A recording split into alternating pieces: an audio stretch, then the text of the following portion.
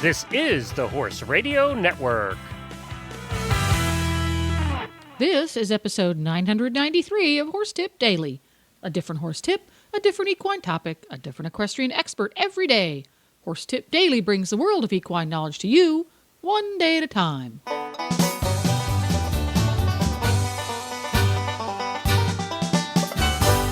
Greetings, horse people. Coach Jen here, and thanks for tuning in to Horse Tip Daily.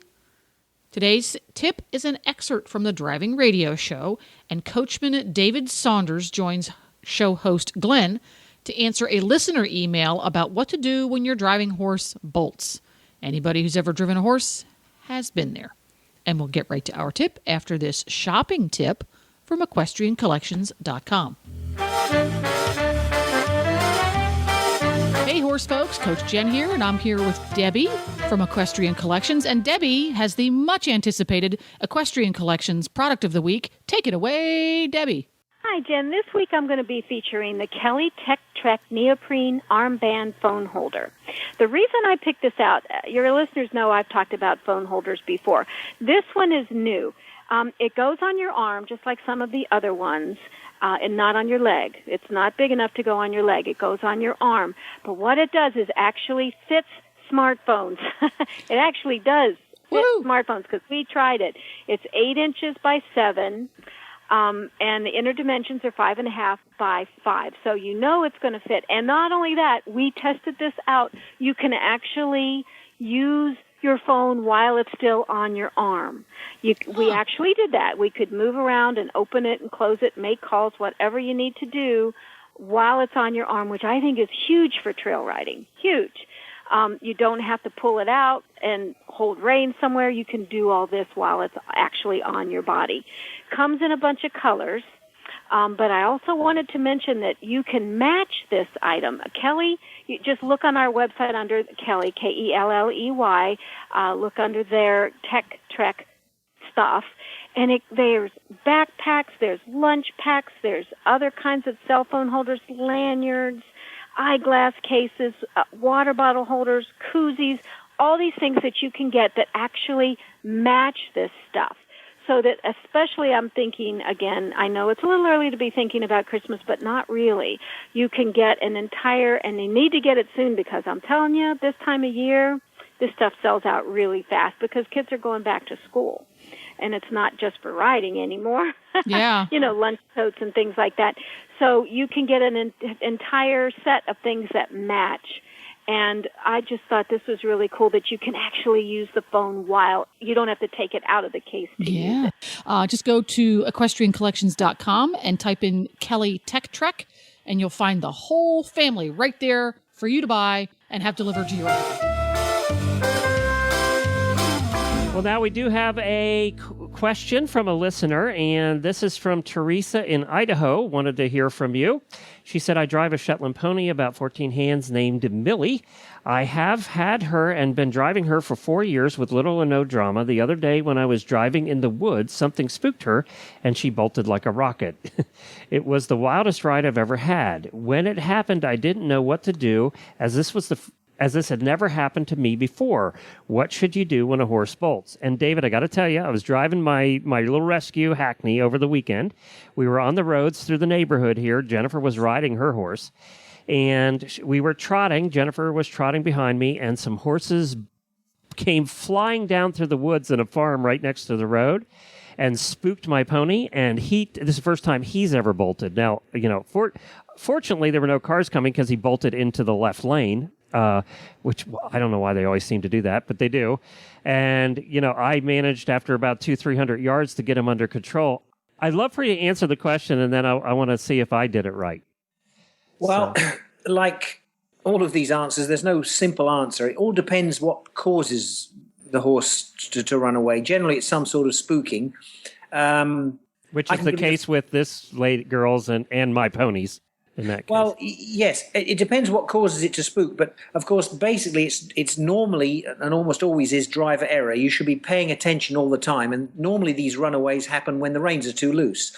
So you really need to be aware of what's going on around you. But if all that fails and the horse is running away, there are several things you can do.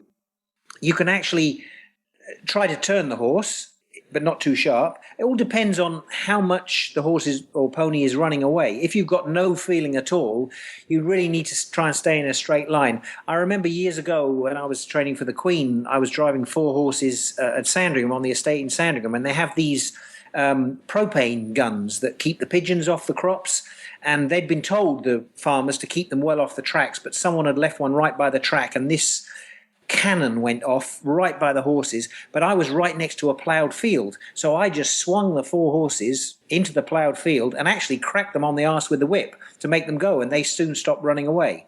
Of course, you can't always do that, but try to turn, try to talk to the horse. Remember that to stop a horse or to control a horse, 50% is the release. So you have to pull on the rein, but you also have to let it go. So, and really that's a tough thing to do sometimes, is to, when a horse is running away, you want to kind of hang on for grim death. But if you can, in a straight line, try to release the reins a little bit so the horse kind of relaxes its jaw a little bit and then take it back again. That's another thing you can do. But if all else fails, then really you need to turn into a hedge or something like that to stop the horse. It all depends on how the horse or pony's running away. But generally, the best thing to do is try to avoid those things. But of course, what we do with horses is we're at the mercy of our surroundings, and things always can go wrong. And so you have to be prepared all the time. But the biggest thing you can do is try to be aware of what's going on and don't be surprised. Yeah, I didn't see these. In my case, I didn't see these horses coming. They just barreled down, and they were coming through woods. So Lord knows what it sounded like to the pony. It sounded like a bear, I'm sure, to him. And believe you me, you can speak to Chester Weber, Michael Freund, Icebrand Chardon, Cos de Ronde. Everyone has had a runaway at one stage. Everyone. We were talking earlier on about poor Leslie having a bit breaking. I was driving a pair and a bit broke. I was only training at the time, but luckily the other horse kind of stopped the young horse. But, lots of different things can cause the runaway, but the worst thing you can do is to try to join in the fervor of the thing, because the horse is normally frightened, and if you start screaming and shouting and other people start screaming and shouting, that's really you just add to the mix and the horse gets even more frightened. So you have to really try to stay calm and try to talk to your horse and try to, a good boy, good girl, whatever the horse's name is or pony's name is, try to talk to it. And as I say, try to release the reins. Don't just hold on for grim death. Which is hard to do when your adrenaline's pumping. Exactly. But you have to think outside the box. That's really what tends to happen is, but, if the horse starts to bolt, you squeeze on the reins really hard. The blood drains out the horse's mouth, on its gums and on its tongue and everywhere else like that. It doesn't feel anything. And so you're pulling against nothing. So you really have to try and release to get that blood going, even if it's just for a couple of seconds, and then take a pull again. And it's hard because it's hard. It's hard because your adrenaline's going, and like in my case, that's the first time in 20 years I had a horse bolt on me. So you don't get much practice. It's not something you practice all the time. Well, and the other problem with having a carriage behind it is that, if it's a two-wheeler, it's liable to tip over. If it's a four-wheeler, it's liable to fishtail. So you have the other added complication of, pulling this lump of wood and iron that's strapped on the horse. But as I say, if both you people, I don't know whether Teresa, she didn't really say how she survived, but she said it was a wild ride, but hopefully her and the pony survived quite well. And again, the other thing to do is to, literally, metaphorically, get back on the horse again and start driving it again, because if you don't, you kind of lose, the horse will lose so much confidence. Well, that's what happened here. And what I managed to get the pony stopped. And the way I did it, it's interesting what you said. We were probably 200-300 yards down the road at this point. I managed to get him to turn away from the ditch in the woods that he was heading towards. I did. Now that you're saying that, I realize I did release. I was pulling pretty hard at first because I got caught off guard. Everything you said that you weren't supposed to do, I did, because I was sort of half paying attention. It was all of that you said was true. Yeah. Because they kind of do get you into a sense of, we were just out for a Sunday morning drive and nothing exciting was happening. But then, I did manage to get him by saying, instead of saying whoa, which is what I was saying before, I said he knows the command walk, from a trot to a walk. And when I said walk, I could see his light bulb come back on. Right. He had totally lost it before then. Right. But when I said walk, his light bulb came back on. And then I was able to seesaw, a very slow seesaw with the reins a little bit, and got his attention back. And that's it. Also, what you did was the other thing that I kind of touched on, but really probably didn't explain so much is, generally it's your own horse, so you know the horse's body language. If the horse is really, as you said, the light had gone off, there was no talking to it. The horse goes rigid like a poker and is not hearing or seeing or doing anything.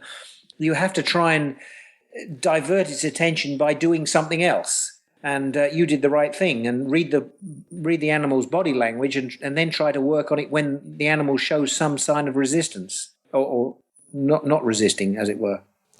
Well, I managed to get him stopped, and of course I was the only one in the cart, and Jennifer came. We had a second bolt because Jennifer came up and she was trotting on her horse. Well, he heard that coming up behind him. And he took off again. I managed to get him stopped much quicker that time, and she came around a long way and managed to get in front of him. There's two main causes. There's either sight or sound, which causes the horse to run away. Now, it sounds like yours was a sound issue. Yep. And he is a hackney, and I think he was trained as a roadster early on, which you know what they do with the sound issues with them. And which they plug their ears, yeah. Yeah, and of course they make a lot of sounds too. And I think he does have a problem with sounds behind him, and we've been working on doing some desensitization training out of harness with that. But yeah, we have some more work to do. He's not parade ready yet. No, but the other thing to do is to what I would advise with your horse is to talk to him more. Because what tends to happen is that whenever I give people lessons, I say, say something to your horse, communicate with it, because, we have several contacts with the horse. We have a physical contact through the reins and the bit and the whip, and we have a vocal communication, and we also have this ethereal kind of communication. But a lot of people don't, they just want to rely on the physical contact, whereas just like Leslie Brendel, she said to her horse, steady boy, whoa, stop, stand still, and he did it. So what I would recommend for you is to try to talk to your horse more while you're driving it, and get the horse more. And if another noise is taking his attention away, increase your noise. A good boy, a good girl, or whatever, so that your animal's listening to you rather than listening to the noise. That's a good point. And I don't talk to him enough probably when we drive.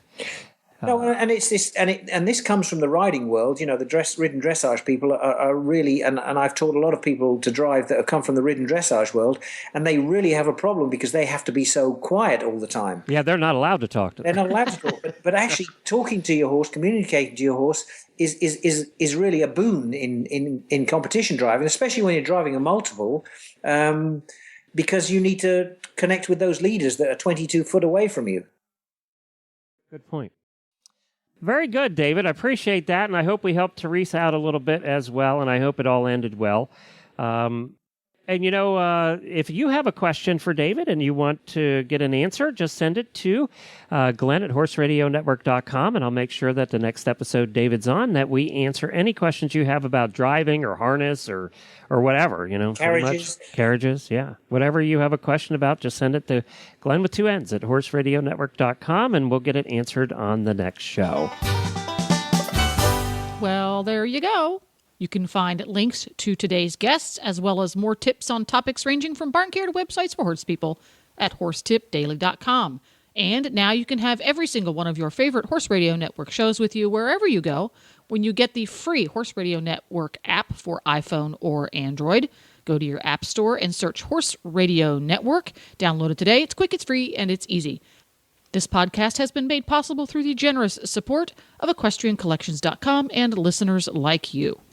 The Horse Radio Network and the Horse Radio Network hosts are not responsible for statements of guests or their opinions. Use your own judgment when listening to the tips provided by the experts on Horse Tip Daily.